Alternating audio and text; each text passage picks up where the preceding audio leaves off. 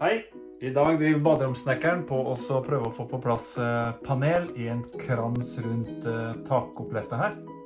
For å få fine gjæringer så har jeg skrudd sammen denne konstruksjonen på forhånd.